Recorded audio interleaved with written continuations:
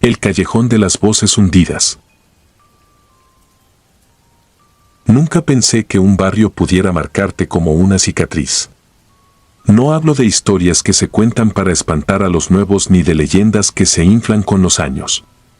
Hablo de algo que se pega a la piel, que te respira en la nuca aunque estés con gente, que no se va aunque cambies de casa. Me llamo Arnaldo y en el 2013 vivía en un barrio viejo al sur de Saltillo, la colonia Vista Hermosa, un lugar que de hermosa solo tenía el nombre. Crecí ahí, entre calles torcidas, paredes húmedas y casitas amontonadas, como si todo hubiera sido construido con prisa y sin ganas. Conocía a casi todos. Sabía quién vendía fierro viejo, quién alquilaba cuartos, quién era bueno para pelear o quién salía a trabajar a las 3 de la mañana. Pero también había zonas donde nadie se metía.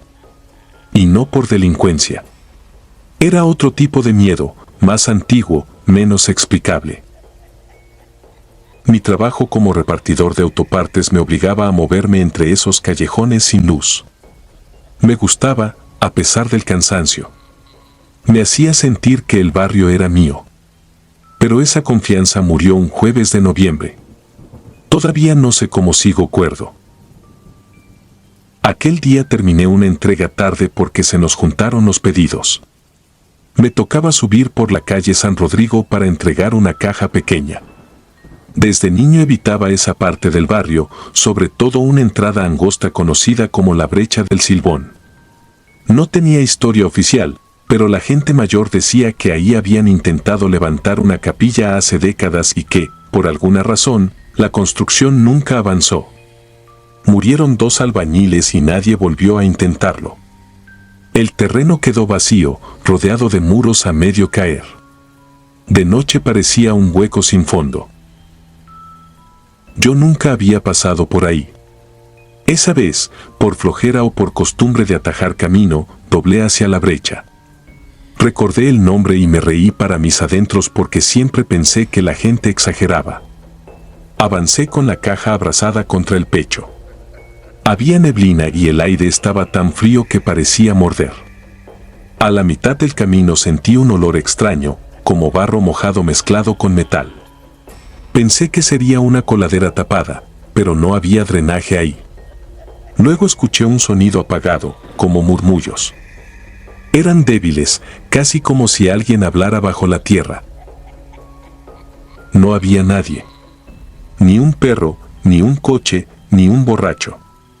Solo ese murmullo, continuo, repetitivo, como si varias voces estuvieran rezando sin aire. Me detuve. Miré hacia la pared del terreno baldío y vi una luz rojiza filtrándose entre las grietas. En ese momento supe que debía irme, pero las piernas no reaccionaron.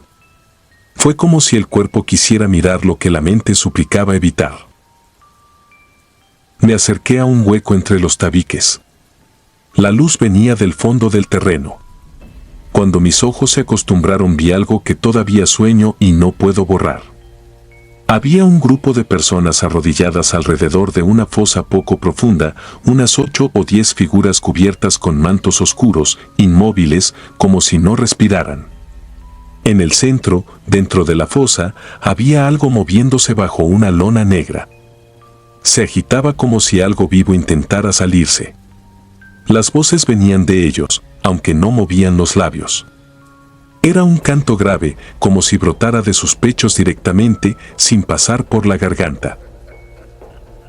Yo sabía que en la colonia pasaban cosas feas, pero eso no se parecía a nada humano. Di un paso atrás. Crucé la mirada con una de las figuras. No vi su rostro, solo una hendidura negra bajo la capucha, pero sentí que algo me reconocía.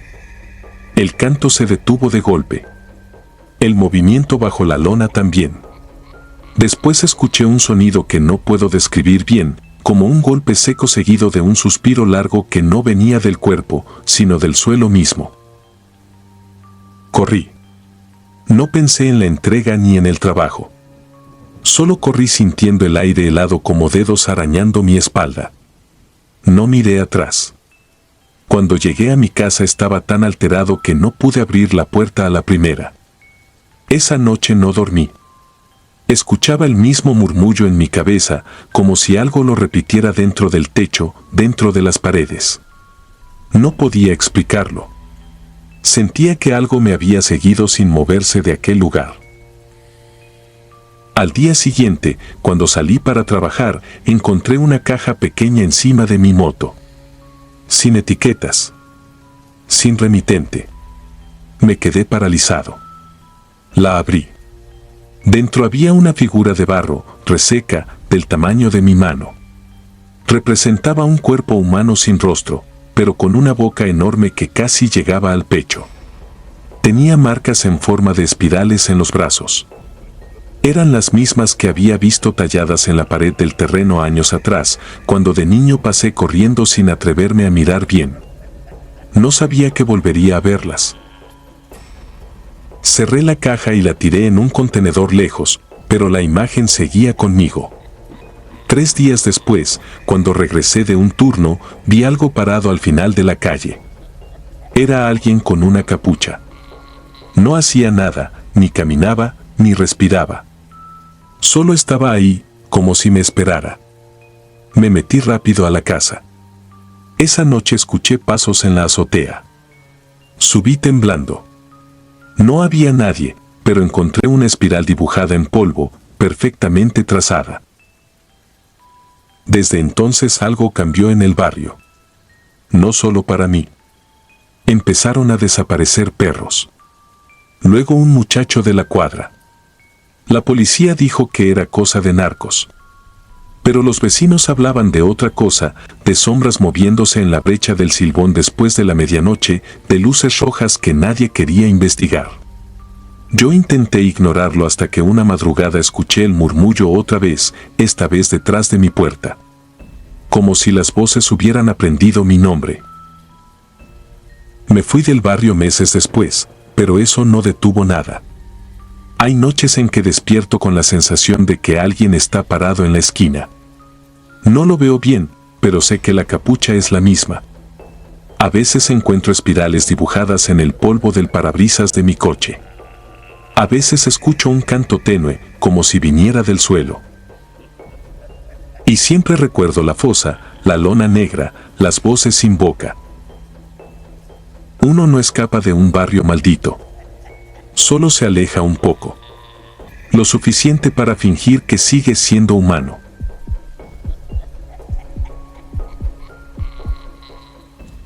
La loma hueca. Hay cosas que uno no debería contar, no porque no le crean, sino porque volver a repetirlas es como abrir una herida que nunca cerró. Pero llevo demasiadas noches sin dormir y creo que si no lo dejo por escrito, este barrio terminará tragándome igual que a los otros. Yo nací aquí, en Loma Hueca, un barrio al borde del cerro, a las afueras de la ciudad. Las casas están montadas una sobre otra como si hubieran crecido por accidente. Todo cruje, los techos, los postes, las escaleras de fierro que se oxidan con solo mirarlas. Aún así, siempre hubo algo de paz. Una paz áspera, pero nuestra. Aquí nos cuidamos. Aquí sabemos quién llega, quién se va, quién se pierde y quién no debería volver. Eso cambió el verano del 2012. Fue cuando llegó Mario, un hombre delgado, piel pálida como harina, cabello lacio y unos ojos sin brillo. No hablaba mucho, solo lo necesario. Venía buscando dónde quedarse y doña Renata, la dueña de la pensión del callejón, le rentó el cuarto de arriba, un cuartito con vista directa al paso de la loma. Yo tenía 20 años entonces y pasaba más tiempo en la calle que en mi casa, así que lo vi llegar. No me dio miedo. Me dio curiosidad, porque caminaba como quien escucha un ritmo que no existe para los demás.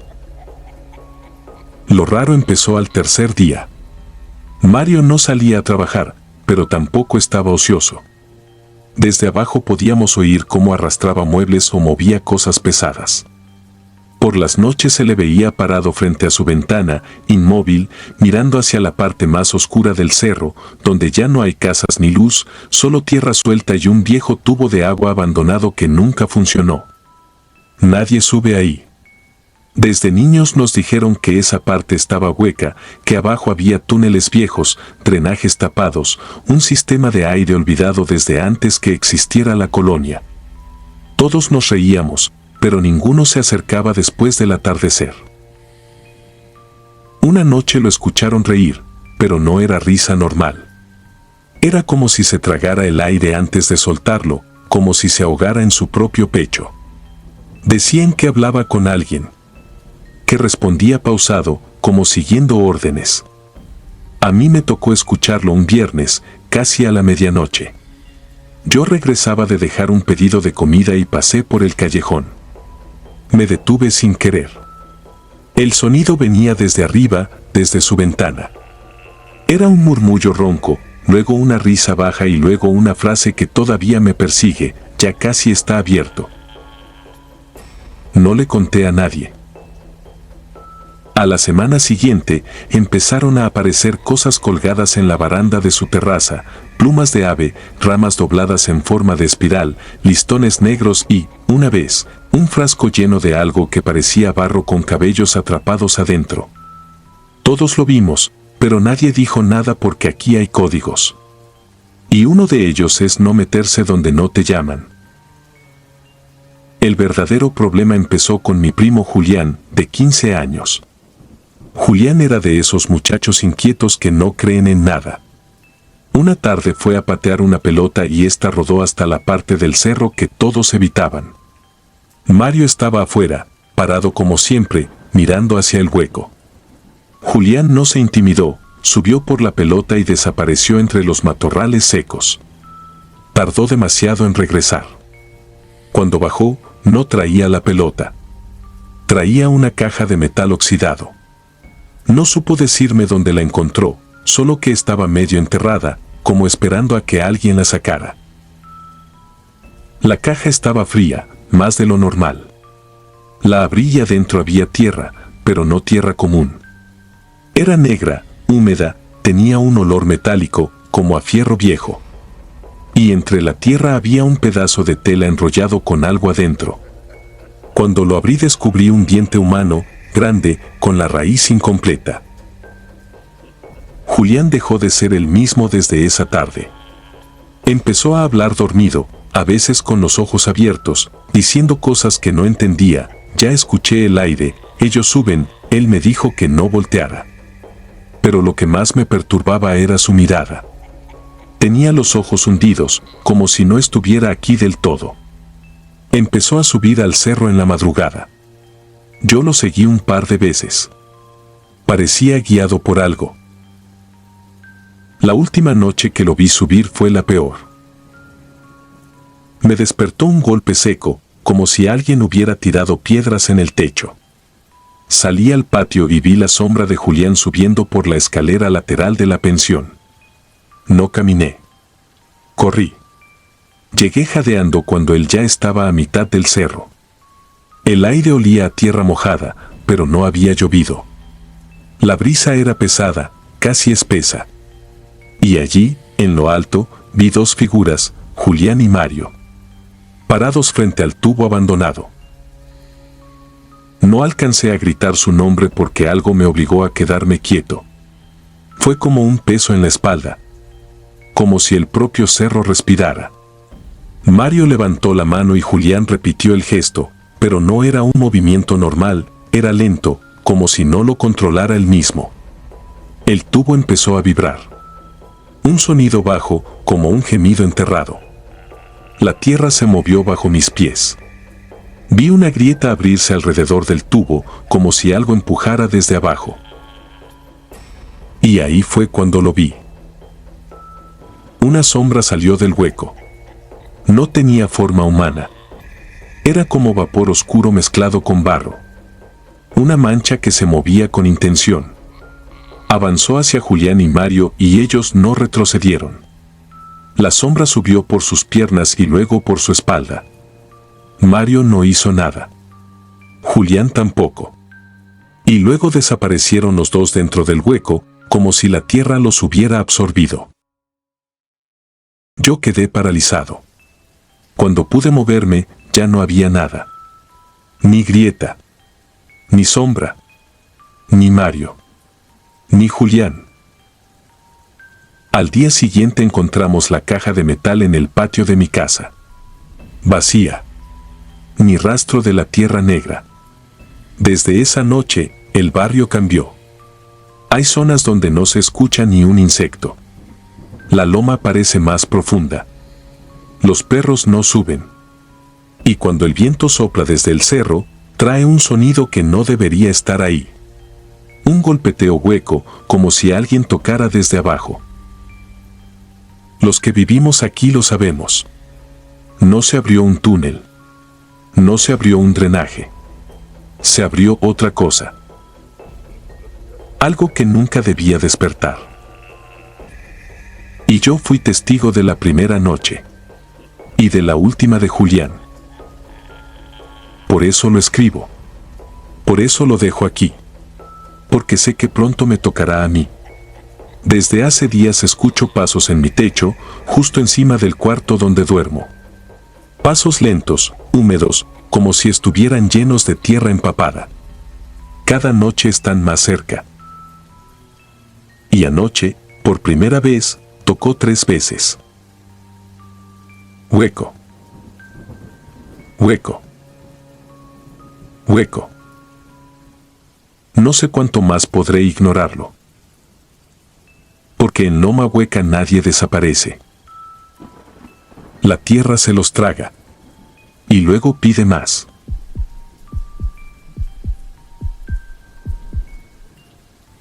La del último pasillo. Me llamo Ernesto y tengo 29 años. Vivo en la colonia Independencia, en Guadalajara, Jalisco. Si conoces la zona, sabes cómo es: callejones estrechos, casas pegadas unas a otras, talleres clandestinos, bares que nunca cierran del todo y miradas que siempre se desvían cuando preguntas de más. Aquí lo normal es escuchar gritos, pleitos, balazos de vez en cuando. Lo que nadie quiere aceptar es que también se escuchan cosas que no salen en las noticias. Hasta 2019 yo era de los que se reían de eso. Decía que lo único que asusta de verdad es no tener dinero, toparte un tipo armado o deberle a la persona equivocada. Mi mamá siempre ponía veladoras en la ventana para que la casa no se cargue, y yo me burlaba. Creía que el único mal ambiente era el de los bares a medianoche. En ese tiempo trabajaba como repartidor de material de construcción. Yo manejaba una camionetita vieja y entregaba cemento, varilla, cable, lo que pidieran, en varias colonias pesadas de la ciudad. Me gustaba porque conocía cada recoveco, cada vuelta sin nombre, los atajos que hasta los taxistas evitan. Entre esos pedidos, empecé a ir seguido a una vecindad vieja en lo alto de la loma, en una calle llamada Privada Durango. Llegué ahí por un cliente nuevo, don Ramiro, un maestro albañil que estaba remodelando varios cuartos de esa vecindad para rentarlos por día. La primera vez que subí, lo que me incomodó no fue la pobreza ni la suciedad, eso lo ves en muchos lados. Fue el silencio. Afuera, en la calle principal, todo era ruido de camiones, música banda, perros ladrando. Pero en cuanto atravesabas la reja y entrabas al pasillo, el sonido se apagaba como si alguien bajara un switch. El pasillo era largo y angosto, con el piso de cemento cuarteado y charcos de agua que nunca se secaban. Las paredes tenían manchas negras desde el suelo hasta media altura, como si hubieran intentado quemarlas sin lograrlo. Al fondo se veía una puerta distinta a las demás. Mientras los otros cuartos tenían puertas de lámina o madera vieja, la del fondo era de metal, pintada de un gris opaco, sin número, sin mirilla, solo una cruz curva rayada con algo filoso. No pregunté nada. Yo venía a dejar costales y cobrar. Pero a la tercera o cuarta entrega empecé a notar detalles que antes pasaba por alto. Afuera de esa puerta siempre había restos de velas consumidas, como si las hubieran apagado de golpe, dejándolas chuecas. Algunas noches, cuando me tocaba subir tarde, alcanzaba a oler algo raro. No era solo humedad, era un aroma pegajoso, mezcla de sangre seca y perfume barato. Una tarde, mientras descargaba, una señora mayor que vivía en el primer cuarto me dijo, sin verme a la cara, que apresurara el trabajo, que ella no estaba de buenas cuando oscurecía. Pensé que se refería a alguna vecina problemática, pero la forma en que lo dijo me dejó inquieto. Después supe que en esa vecindad todos sabían quién era ella, pero nadie se atrevía a decir su nombre. Con el tiempo me hice amigo a medias de un chavo que vivía en el segundo piso, Jaime. Flaco, pálido, siempre con la sudadera puesta aunque hiciera calor. Una noche me pidió que le llevara unos bultos que le habían encargado a Ramiro, así que subí más tarde de lo normal, casi a la 1 de la mañana. El barrio de noche es otro mundo, perros husmeando en bolsas, sombras cruzando rápido, sirenas lejanas. Al entrar a la vecindad, sentí un cambio brusco de temperatura. No hacía frío afuera, pero en el pasillo el aire era denso, helado, como si entrara a una cámara. Jaime me esperaba nervioso en la puerta de su cuarto. Le entregué las cosas y, sin querer, miré al fondo. La puerta gris estaba entreabierta. Adentro no había luz, solo una oscuridad más profunda que la del pasillo. Me dio la sensación de que alguien, justo detrás del marco, estaba de pie mirando hacia mí. No escuché nada, pero sentí una especie de zumbido leve, como cuando tienes un televisor encendido en otro cuarto. Me quedé paralizado unos segundos, intentando encontrar una explicación. Jaime se dio cuenta de hacia dónde estaba viendo. Bajó la voz y me soltó una frase que me incomodó más que la puerta abierta. Que no te vea mucho, me dijo. Cuando se fija en alguien, no lo suelta. Yo me reí para quitarle importancia, pero la risa me salió seca. Esa noche tuve el primer sueño. En el sueño estaba en el mismo pasillo, pero las paredes estaban más altas, como si se hubieran estirado. La luz del foco amarillo parpadeaba y el suelo estaba húmedo, pegajoso. Escuchaba pasos cerca de mí, aunque yo estaba solo. A cada paso, una mancha oscura se formaba en el piso, como huellas, pero no parecían de zapatos, sino de pies descalzos, largos, delgados. Yo caminaba hacia la puerta del fondo y, aunque trataba de detenerme, mis piernas seguían avanzando. La puerta estaba abierta de par en par. De adentro salía una respiración lenta, profunda, como la de alguien que acaba de despertar. Antes de cruzar el marco, desperté jadeando, empapado en sudor. Me temblaban las manos. Traté de convencerme de que era por las historias que se cuentan, por la sugestión, por el cansancio. Hasta que algo hizo que el sueño dejara de ser solo producto de mi cabeza. A los pocos días, al despertar, noté marcas en el piso de mi cuarto. Vivo en una casa pequeña con mi madre, el cuarto es de cemento pulido, fácil de limpiar.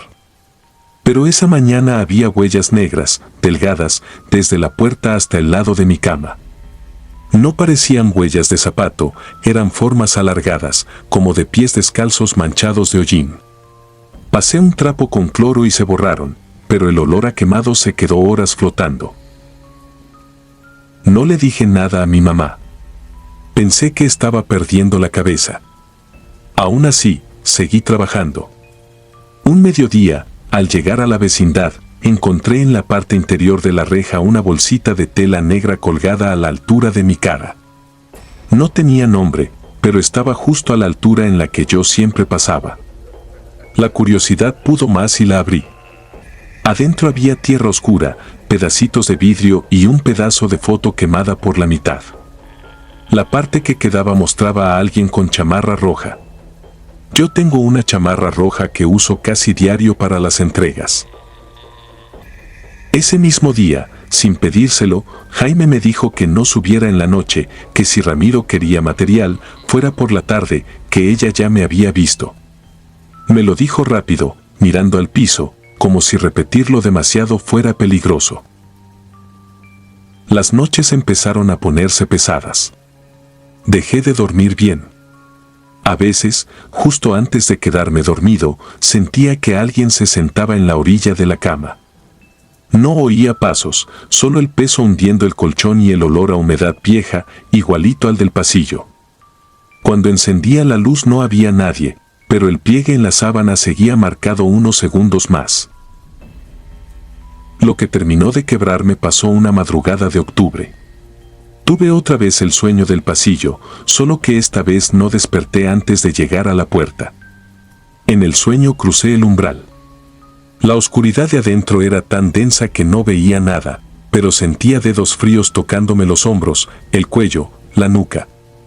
Una voz de mujer, muy suave, me susurró al oído que ya no tenía por qué seguir corriendo, que ahí adentro no dolía nada. Sentí la respiración pegada a la oreja y una mano que se cerraba sobre mi pecho. Desperté gritando.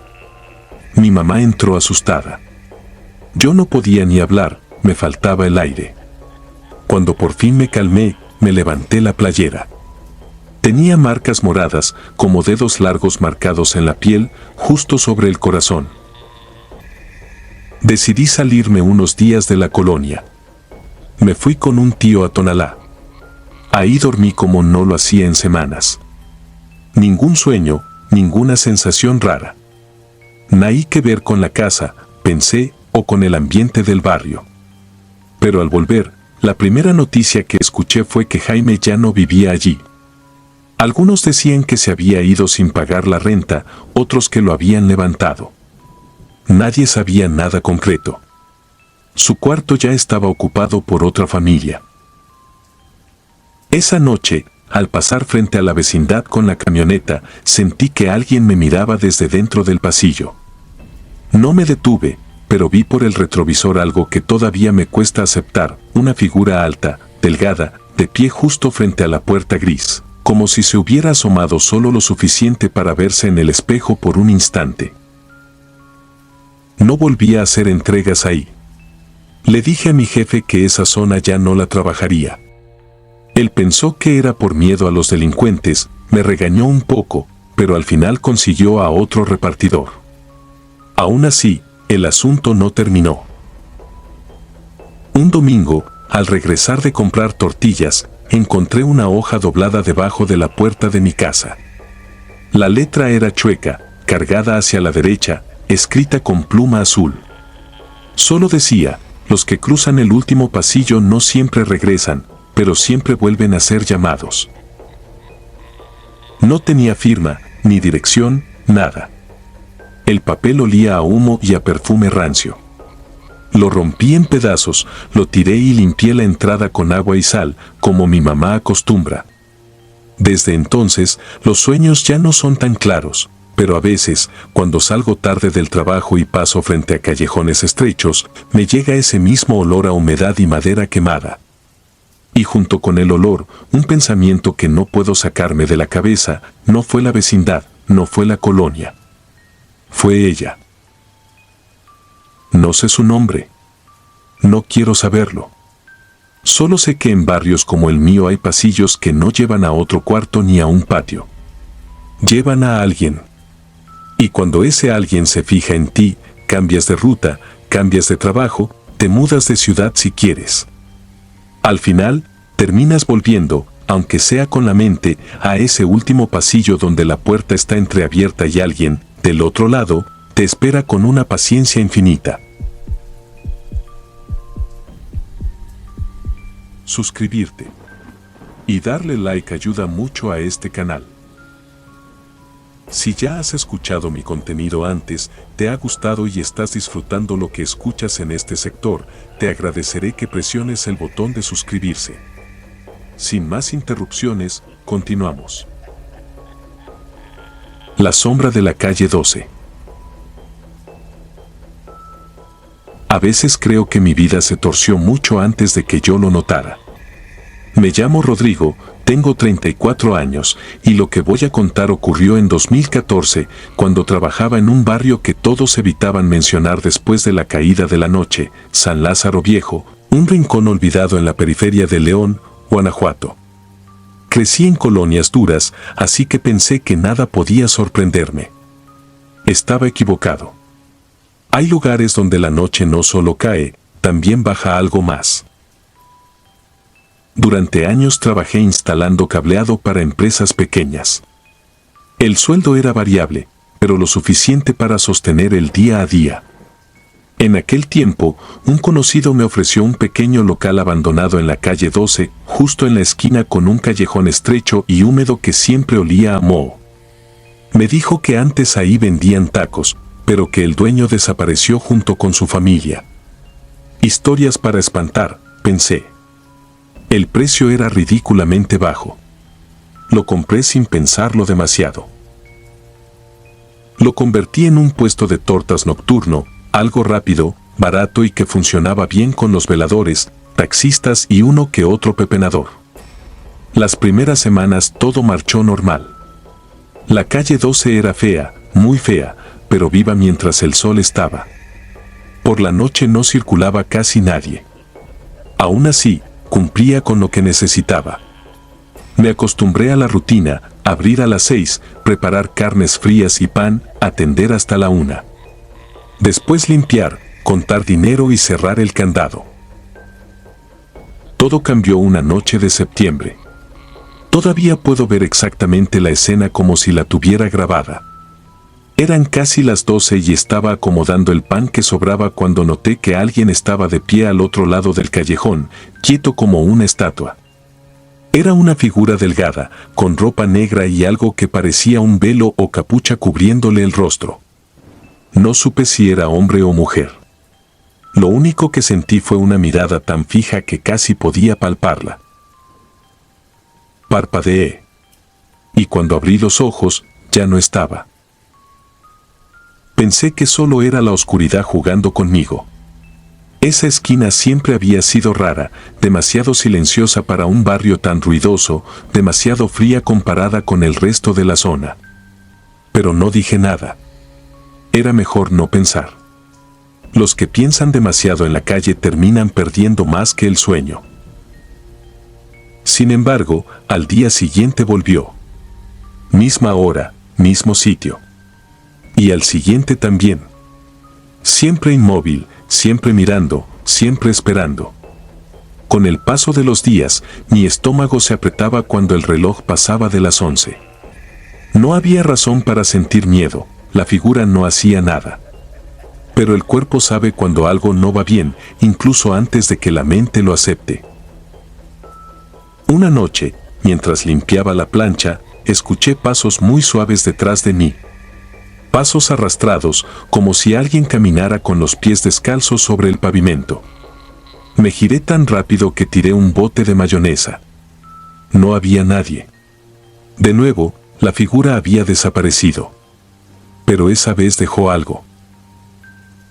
Junto a mi puesto, sobre la tabla donde rebanaba el tomate, había 3 piedritas negras formando un triángulo perfecto y justo en medio, una hebra de cabello largo, incrustada como si alguien la hubiese colocado con intención.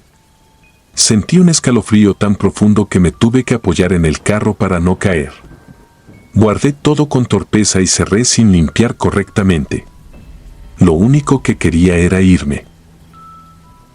Los días siguientes fueron peores.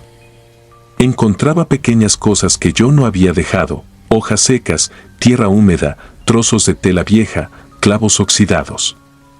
Una vez, al levantar el pan del día, vi algo blanco entre los bolillos.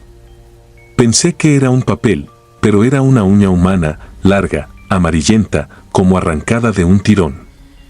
Estuve a nada de vomitar. No le conté a nadie, excepto a don Matías, un anciano que vivía frente al callejón y que vendía dulces de tamarindo en un puesto improvisado. Él llevaba ahí más tiempo que cualquier vecino. Cuando le hablé de lo que veía, no se sorprendió. Solo suspiró como si ya esperara que tarde o temprano alguien le preguntara. «Esa calle está marcada, muchacho», me dijo sin verme. Antes de que este barrio existiera, ahí había un santuario viejo, de esos que ya nadie recuerda. La gente rezaba, sí, pero también enterraba cosas que no debieron tocar. El taquero que estuvo antes que tú también decía que veía a una mujer parada en ese callejón. Duró 3 meses. Luego desapareció. Yo quería creer que solo eran historias para espantar tontos, pero lo que pasaba cada noche era demasiado real como para ignorarlo. Los sueños empezaron. Siempre eran iguales. Estaba en mi puesto y la figura del callejón caminaba hacia mí, lento, arrastrando los pies, mientras su rostro se desdibujaba en la oscuridad. No tenía ojos, solo dos huecos negros que parecían absorber la luz. Pero lo peor era su boca. Una grieta sin forma que se abría más de lo normal, como si no tuviera hueso. En el sueño, esa boca murmuraba algo que nunca podía terminar de escuchar. Me despertaba empapado, temblando, convencido de que alguien estaba parado fuera de mi ventana. Todavía faltaba lo peor. Una madrugada de octubre, justo cuando guardaba el último cuchillo, escuché un golpe seco dentro del callejón. Era como si algo hubiera caído. Me asomé con cuidado. La luz amarilla de la única lámpara funcionaba apenas, parpadeando como si estuviera a punto de apagarse. Y ahí, justo en el centro, estaba la figura. Pero esta vez se estaba moviendo. Sus brazos colgaban de una forma extraña, como dislocados. Su cabeza temblaba como si intentara enfocarme. Y entonces avanzó. Un paso. Otro. Y otro más. Yo retrocedí, pero mis piernas se negaban a responder. Sentí que el aire se hacía espeso, pesado, imposible de respirar. Cuando la figura llegó a la salida del callejón, pude verla bien por primera vez. No era una persona. No completamente. Su piel parecía hecha de tierra húmeda y en lugar de rasgos, tenía marcas profundas como de uñas. Su boca se abría y cerraba, pero no emitía ningún sonido. Y, sin embargo, yo sabía que quería hablar. El terror me despertó del trance. Corrí sin cerrar, sin recoger nada. Llegué a mi casa sin recordar cómo crucé avenidas o cómo abrí la puerta. Esa noche escuché pasos fuera de mi habitación. Pasos arrastrados, idénticos a los que escuchaba en el puesto. Al día siguiente fui directo a entregar el local. No me importó el dinero perdido. Quería olvidarlo todo. Pero 2 semanas más tarde, mientras pasaba por la avenida rumbo a un trabajo temporal, vi algo que me heló la sangre. En la puerta del viejo local, ahora cerrado con cadenas, alguien había dibujado con carbón una figura. Alta, delgada, sin rostro. Y debajo, un mensaje. No debiste irte. Desde entonces no vuelvo a pasar por la calle 12. Ni de día. Mucho menos de noche. Pero hay algo que no puedo explicar. A veces, cuando llego a casa después del trabajo, encuentro pequeñas cosas junto a mi puerta, piedritas negras, cabellos largos, hojas secas, como las que dejaban en mi puesto. No sé si regresó conmigo o si nunca se fue. Lo único que sé es que cada noche, cuando apago las luces, siento esa mirada fija desde algún punto de la oscuridad. Una mirada que espera pacientemente a que yo vuelva a ese lugar donde nunca debí estar. Y temo que algún día, cuando por fin cierre los ojos para dormir, esa cosa encuentre el valor para entrar.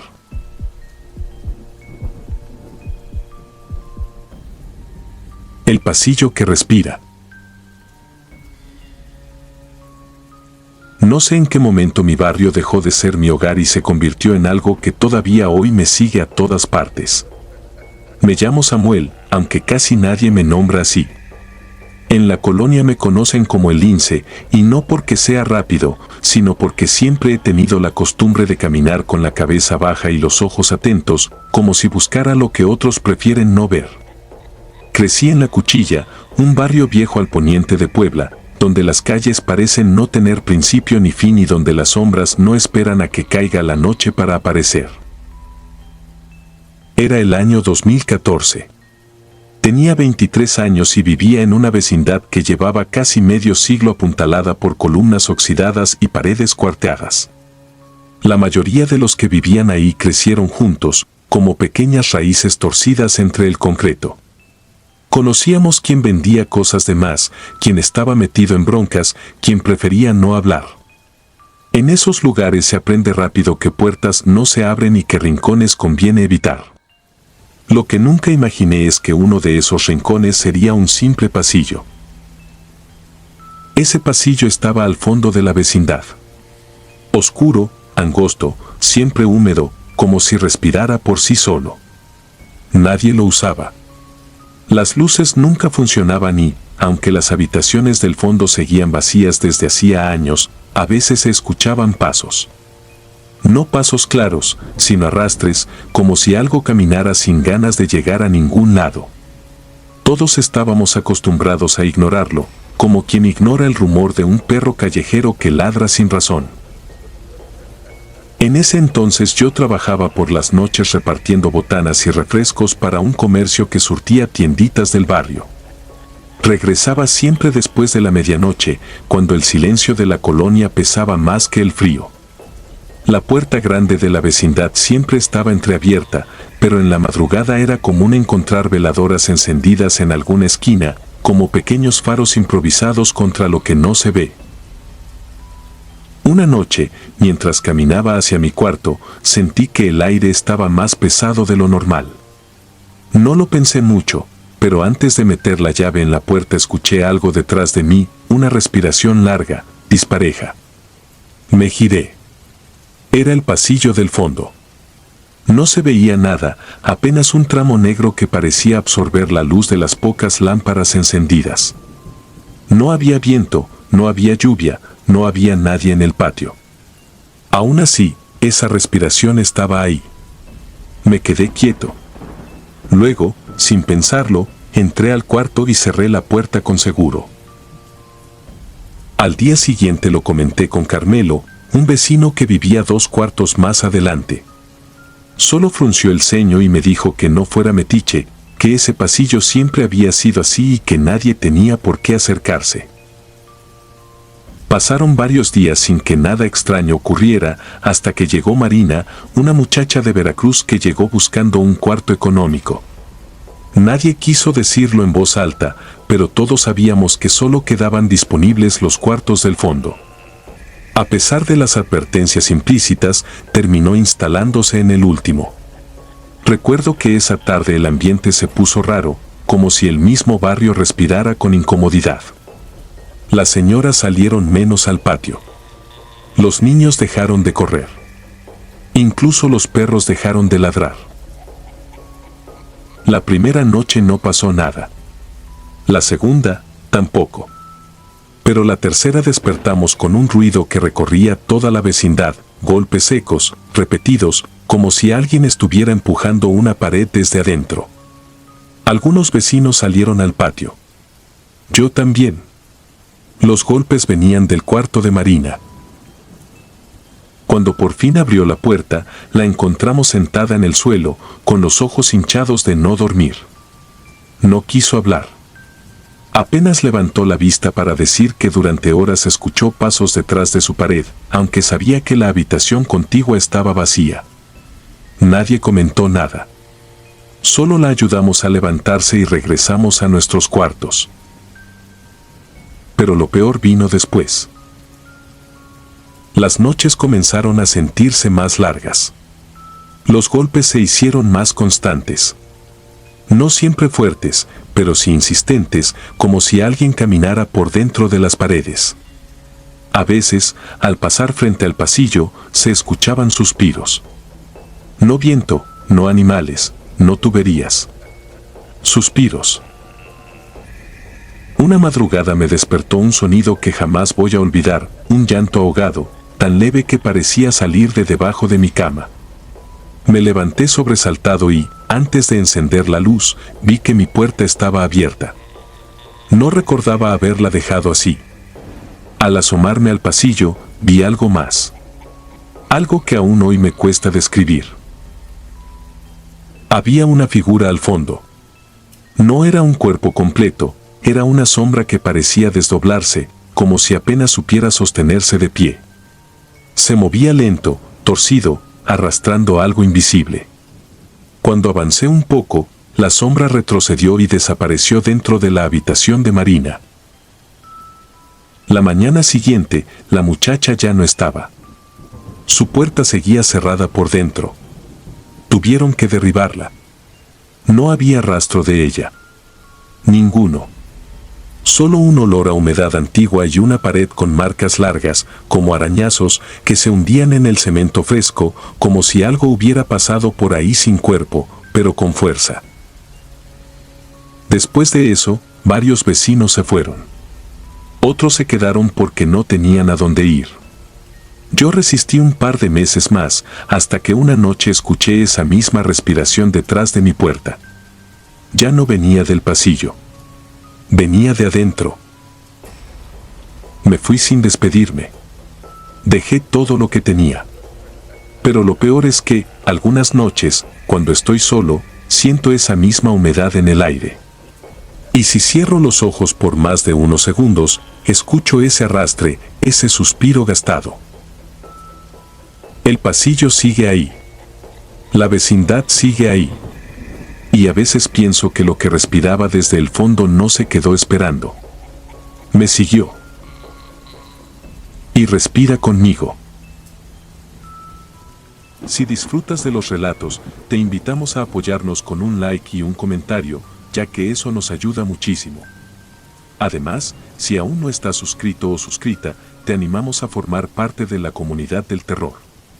Muchas gracias por escucharnos y por tu apoyo.